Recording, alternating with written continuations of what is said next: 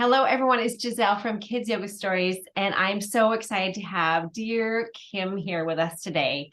Now, Kym, the reason I want to have an interview and chat with you is because we were talking last week about how you're integrating yoga and mindfulness in your OT, your occupational therapy sessions. And I know this is something that is a common question within our community. We have lots of yoga therapists or health therapists, pediatric therapists in our community.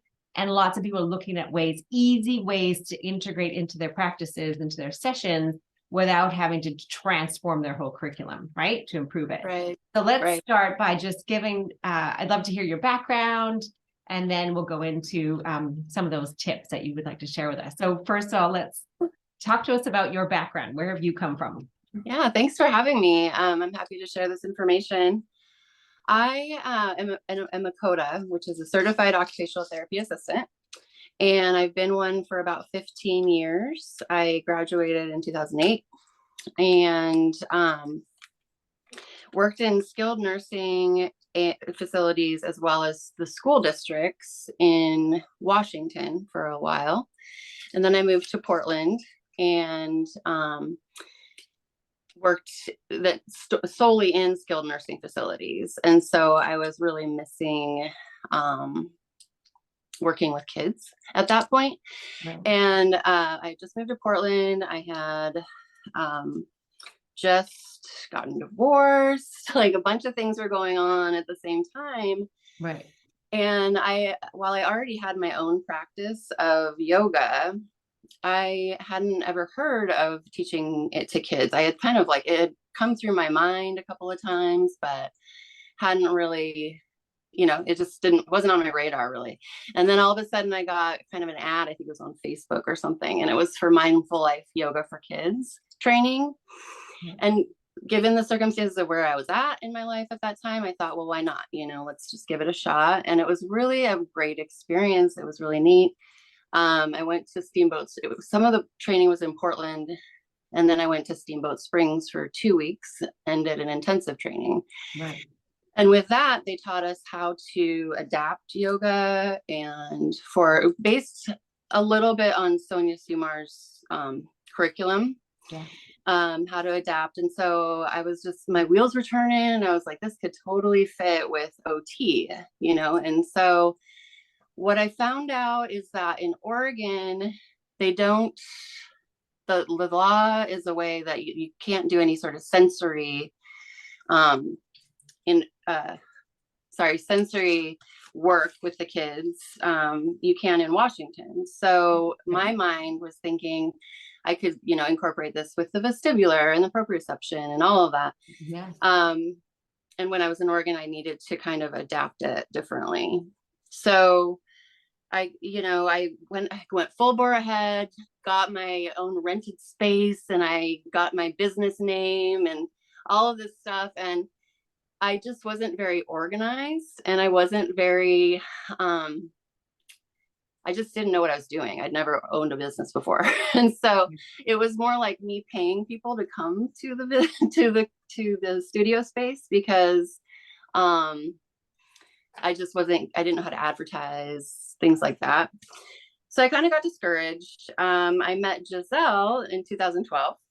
And by that point, I was still working in skilled nursing. My dream was to be in a pediatric clinic, but as an OTA, as an assistant, it's very rare that you get a pediatric clinic experience for insurance purposes and all that stuff. They just really would rather not hire an assistant. So they say. So yeah, Giselle and I met and we were kind of collaborating. And at this point, I was kind of teaching here and there in schools.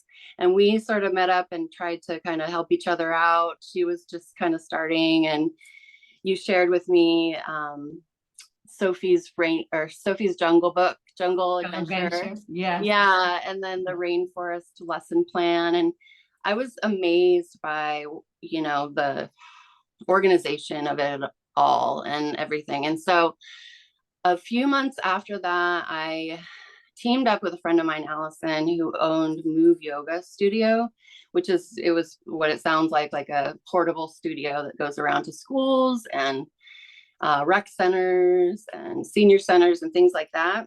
And we decided to team up and do, mostly children's yoga, not so much the senior centers and the rec centers and all that. And so we would go to schools and we would do after school programs and like preschools, international school was one of them in Portland. And it was really great. And we would do nonprofits. There was Friends of the Children. We did a nonprofit for older kids. These kids were in their teens. So, and from pretty rough backgrounds. And so that was a little bit tougher, but it was a great experience. And the thing is, what you're describing, Kym, too, is such you're not alone in this journey. We hear so many kids yoga teachers going through this experimental phase, right? They try one place, they maybe try one studio, open up their studio somewhere else, trying to fill up their classes. So it's very common for people to hear this story. But what's so interesting is when you emailed last week and said, we met 10 years ago, I just couldn't believe it. I couldn't believe that I remember specifically in Portland, I had my 18-month-old baby with me and we were chatting about kids yoga. And here awesome. I would have assumed that you carried on as a kids yoga teacher and became successful from there, right? We didn't sort of keep in touch over the last 10 years. Right. But what's so cool is that you went from the OT, you went from nursing, you tried the kids yoga teacher avenue. It sounds like you partnered up with someone. So then how did you end up as an OT? And now you're not in Portland, you're up in... I'm up in Bellingham, Washington now. Yeah. Back to my hometown. Yeah, I was in Portland for about 10 years. Did end up finally getting a pediatric clinic job down there, which specialized in sensory. And that's where because I kind of had given up on doing kids yoga for a few years just because of different circumstances with my actual work. It was kind of a side project. And so, so then I landed this job at the pediatric clinic and that was awesome. So I tried to kind of incorporate it in then, and that didn't work out so very well because of the owner of the clinic wasn't really on board. Yeah. So fast forward, I worked there for 4 years and then I moved back home to be with my parents. And this is where I grew up. So it was kind of familiar territory. Landed another pediatric clinic job. So I was so excited when I got this particular one because it's just me and another OT. Right. And she was all about me doing yoga with the kids. And so here I have all these resources from you, and various other places, but mostly I use your resources. And I thought about just creating a program there. And so I was doing actual yoga classes, like 3 kids. It's like 3 to 1 is the ratio here. So I would have 3 kids at a time. And that sort of fell through just because people were graduating from OT basically and moving on and scheduling wise and whatnot. So what I do is now what I do is I incorporate it into my actual sessions, and that could be singular sessions like one-on-ones. Or sometimes I do see 2 kids at a time, for social emotional regulation and learning those skills, just because of obviously COVID kind of took a hit on the kids for that. They don't have a whole lot of the social norms and expectations that most kids do have that didn't, have their really formative years in COVID and in isolation. Right. So, I saw that happening and I saw, this is definitely a thing that needs to be incorporated daily, I see them once a week. So weekly with these kids. So, so that's where I kind of came from, and that's where I'm at. Because so about almost 2 years ago now, we got the neuropsychologist diagnosis that my daughter has autism. She's on the spectrum and ADHD, and the neuropsychologist had recommended OT. And in this, online world, I'd made friends with OTs and PTs, but I wasn't super clear exactly what an OT, occupational therapist, did, what the spectrum. I understand it's helping to have access to life, but I didn't really understand what the scope is. So when you say you integrate yoga mindfulness in your sessions, how are you using those activities to help people access their life? Like you said that in in Portland, you weren't able to use sensory. Well, I kind of feel like sensory is part of life, right? And Yeah. so, Yeah. right, that to me It doesn't compute, but when I learned that, I was like, what? Like that yeah. doesn't make So sense. how do you use these activities to help children access what are the Yeah. components you focus on? Well, I'm finding, in the last year and a half being at this particular clinic, there's more and more kids coming in with anxiety, really a lot of anxiety, even young kids like 4 or 5, even younger sometimes. And then I have some preteens that are dealing with, the social aspects of um, friends and relationships and all that.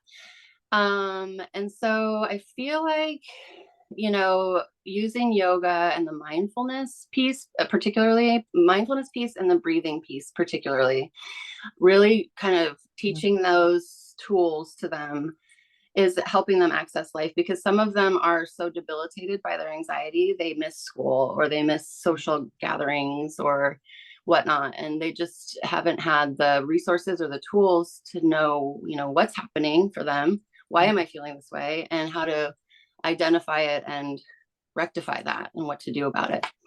So I feel like that really, besides the social piece, the social emotional piece, the emotional piece, and really the self-regulation and mood regulation.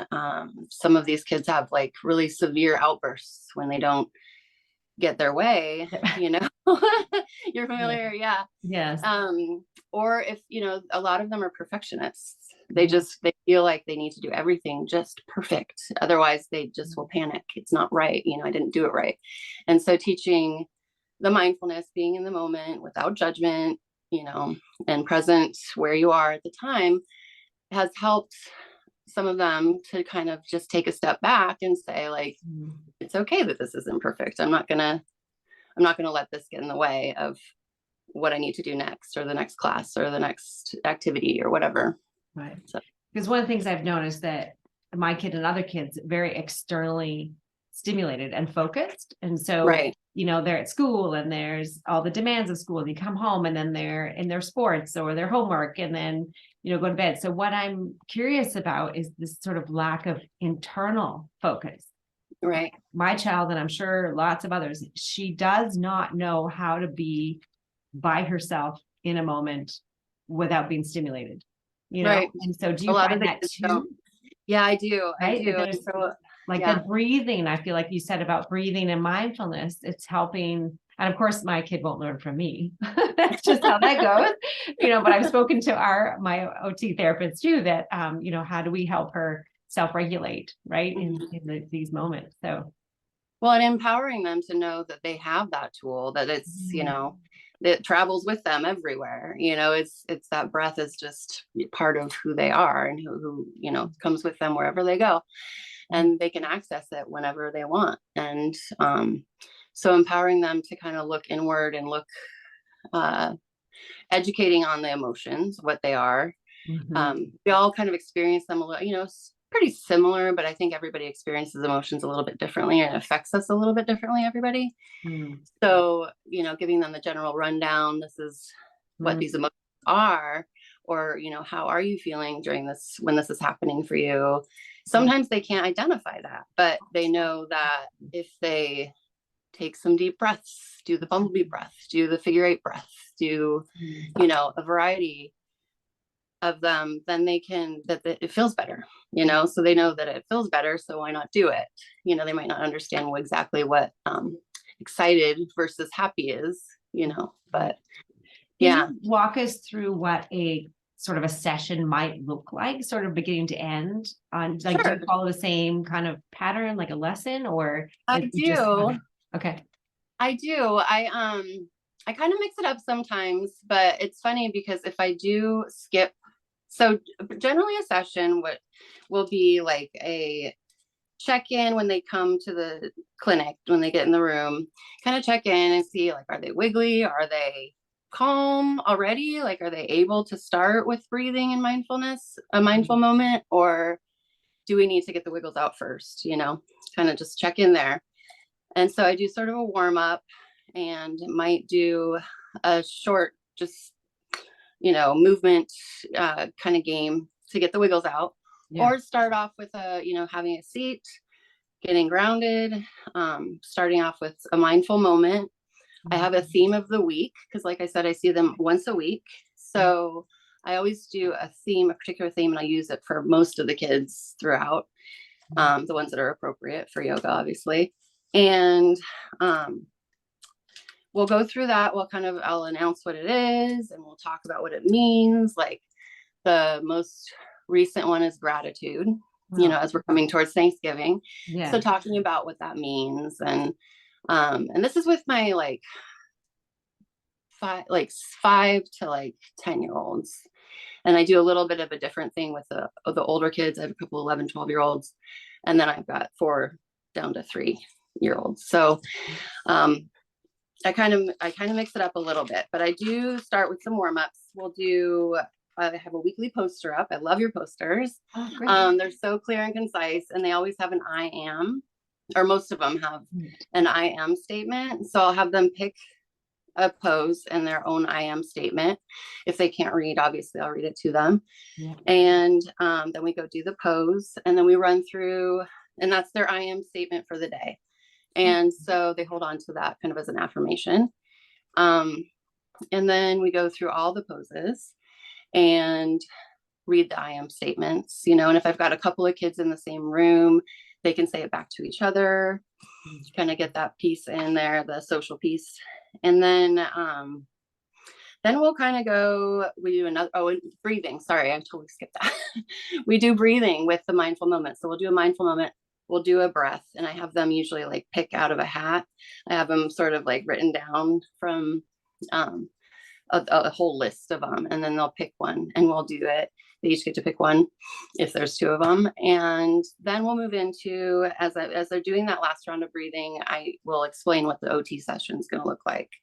So maybe we're doing some swinging, an obstacle course. If it's an obstacle course, I'll explain how to do it while they're kind of doing this breathing, getting ready to go. So, and then we do our activities, our OT activities, making sure to get in the vestibular and the proprioception, all of those sensory systems working together. Mm-hmm. And with the movement, then that goes along with the learning, or if we're doing a craft or something like that. And so I kind of mix it all together. And the way I incorporate the yoga into that is I might hide the cards. I love your cards too. And I'll hide them, or I'll clip them to pieces of the swing while they go through the obstacle course. They have to find them. And then at the end, we put them all into a flow, and we'll do that flow. Cool. So it doesn't always go as planned, obviously, but that's kind of the skeleton of it, and then I fill in the blanks as I go. Right. And then I have a cool down, and we review what the mindful moment was. We review what the theme is and what it means, and then have a chance to kind of check back in and see how we feel. I like to do rosebud thorn. Have you heard of that? Yeah. It's thorn is something kind of that we're nervous about, or that's something that happened that wasn't so great. And we kind of talk about how to get through that. And then a bud is something you're looking forward to, or you're excited about. And the rose is something great that happened, or something that really made you feel good. Mm-hmm. And then we share that. So my daughter's counselor used to do a stone and a diamond or something like that. Oh, cool. Similar. Okay. Yeah. Same idea. Yeah. So what I'm hearing from you is that it doesn't need to be a complete transformation of your whole session. It's just adding a bit. So you could do it slowly, right? So you could start with a mindful moment, like a check-in, right? You do your check-in anyway, right? And so that having them be seen and heard, and checking for themselves to check in, right? Yeah. Then you're having a mindful moment. You could stop there, right? Just have a mindful moment. And then if you wanted to add a breathing exercise, you could do that as well as part of the mindful moments. You could do, you could practice breathing or mindful moments. And then your themes could be also from the Yamas and Niyamas. So like you said, it could be gratitude or being honest, or, all the different components within the Yamas and Niyamas as part of your theme. Yeah. and then you could loop back into that same mindful moment. So it doesn't have to take up your whole class, right? But it's No. like a sprinkling, right? You're Yeah. planting a seed, I feel like. Yeah. And when we're asking them to check in, we're allowing for that internal validation, that internal input instead of the external, like you were talking about. Right. We're helping them be self-aware and able to read their own bodies. How am I feeling? How am I feeling? Yeah. And sometimes they'll come in all wiggly and it's kind of crazy. And I'm like, okay, let's check in. How you doing? You seem like you got a lot of energy today. No, I'm fine. I'm calm. I'm good. Right. And then so it's like, well, let's check again, like, how are you feeling in your tummy? How are you feeling in your heart? Is it racing? And then they kind of get more used to like checking that on their own. Especially right now during sort of the holiday season-ish, right? That you The kids rush. noticing one of the sort of external impact of sort of this buzz of holidays. It's time. Right. Yeah. So can you tell us a story about a session or a moment you had with a child where you really felt like, you have those miracle moments where you think, I'm meant to be here. This is incredible. I feel extraordinary. Do you have a special story to share with us? Yeah, I have a couple. I mean, I feel like there's been quite a few moments where I'm just like, this is working, like it just feels good to see. So one of them was that stands out was I had two boys in the same therapy session together. It was the second time they'd been together, so they'd met like the week before. And one of them, we paired them in particularly because one of them was really high strung and really short fused and would just lose it like at the drop of a hat. And then at the beginning, and then I had been working with him for a little bit. So he was getting better. He was getting a little bit better and learning these techniques, these breathing techniques. He was incorporating them. And then this other little guy was just really shy. And so we thought, maybe they could bring out each other's strengths and then they could learn from each other. Yeah. And the shy guy was starting to kind of, we were playing a game and he was getting frustrated. And I hadn't seen this out of him before. And I'd been working with him for about 3 months at this point. And the other little guy I'd been working with for like 8 months to 9 months. And he was noticing, as I was noticing, the little guy just getting really frustrated, like he couldn't get the pose right, or I wasn't really sure exactly what was happening, but he, the other little boy, the one that kind of was explosive in the beginning, he just turned to him and he was like, this is where we use our breath. This is why we use our breath, and he was like, and he was kind of tapping him on the shoulder. These kids are like 5, and so it just coming out of this little body, these words of encouragement. And to another one who he used to be that way, like he used to be the one kind of getting worked up, and he's like, this is where we use our breath. And it just really was really cool to see. That's amazing. Right? Yeah. And to that point, how do you know the work is working? Like, how do you know that the yoga mindfulness activities that you're practicing is working? Because you're in a situation that, families are paying a lot of money for private OT, right? Yeah. And so how do you know? Do you take like qualitative or quantitative research or notes? Like, how do you know it's working?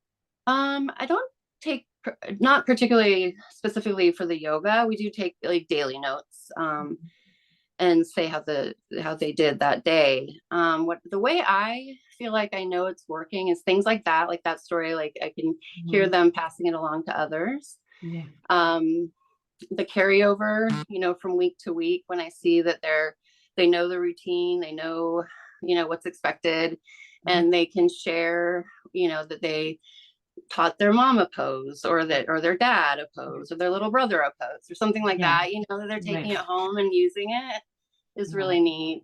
And and I think, just the overall transformation kind of that happens. It's not like overnight, but excuse me, when I was thinking about that story I just told, the one kiddo, I was thinking back and I was just like, wow, yeah, he really is so much better and just calmer and able to regulate himself. And that's just one of the successes, Right.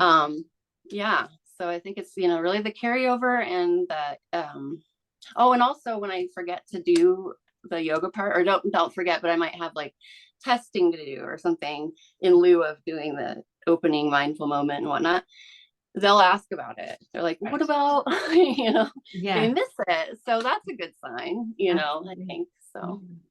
So what would you say to an occupational therapist out there who is motivated to add it to their practice, but they don't know where to start or if it's worth it? What would you say to encourage folks? Yeah, I mean, if you're interested in doing it and you have, I think you got to have it in your own self to really want to share that with the kids and the families too. And if you have that and you really feel good about it, go for it, because, it's going to be, there's going to be it's going to not go smoothly at first, it's not going to go perfectly at first, but that's, again, what we teach our kids is we can't let perfection get in the way of the rest of the good stuff, and so allowing yourself some grace and just, dive into it, go for it. I would suggest, having a plan, being organized, but being flexible, right? And as long as you have that ability to be flexible and have your resources ready, if you need to switch it up or whatever. I have mine just like in a file cabinet at work, organized by theme, and then I have cards in one drawer, and then kind of organized that way. So I can, if I see things are going awry, I can grab something quickly. Right. And just being really confident in what you're doing, because if you have your own practice, that's great. If not, you're learning along with them, but just being confident as you express it to them. And I say just go for it, because it's so rewarding, and it's so great to see the kids benefiting from it. So, and just have fun, like just have it be fun and be relatable. And I think it's great.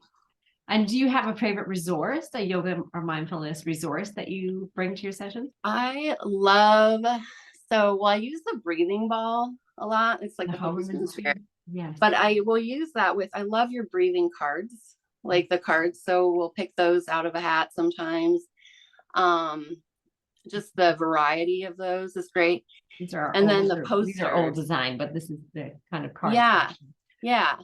And sometimes I'll just print them off on paper. Sometimes I'll buy the deck. But I think I was sharing with you that an activity that I have with the kids sometimes is helping me color in, because our printer just does black and white. Right. And so I'll have them help me color it in.